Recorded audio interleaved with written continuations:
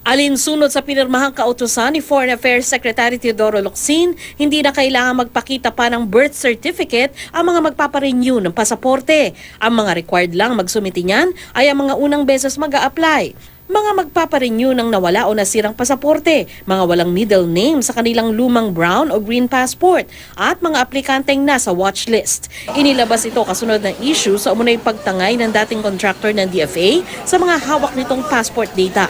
Nitong weekend, sinabi ni Locsin na ito ang dahilan kung bakit kailangan muling magsumite ng birth certificate ang ilang magpaparenew ng pasaporte.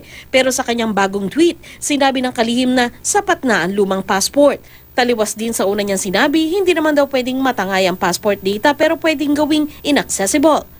Sabi raw ng Apple Production Unit Incorporated na kinontrata ng gobyerno para sa pag-imprenta ng pasaporte na access nila ang datos pero hindi lahat dahil corrupted o sira ang ilang bahagi nito.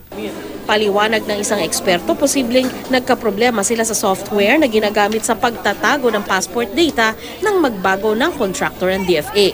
Sinasabi lang ng third party na hindi nila matutulungan yung DFA kasi yung data nga nasa particular format na yun yung ginagamit ng software nila. Ngayon yung DFA, kung gustong lumipat ng ibang software provider, kailangan pa nila mag-data conversion at medyo mahirap po yun kung maraming data. Sinagundahan ito ni dating DFA Secretary Perfecto Yasay. Posible raw na hindi ma-access ng UGEC ang data dahil bago at iba ang format ng kanilang system at hindi compatible sa format ng dating contractor na Overthur. Ang UGEC o United Graphic Expression Corporation ang kumpanyang sinubcontract ng Apple. Pero nauna nang iginiit ng Apple na hindi yan para sa pag-imprenta ng mga pasaporte, kundi para lamang sa funding at pagbili raw ng supplies. Ang Overthur naman ang dating contractor na isang French company. Sabi ni Yasay, nag-withdraw ang Overthur nang magkakontrata ang gobyerno sa Apple.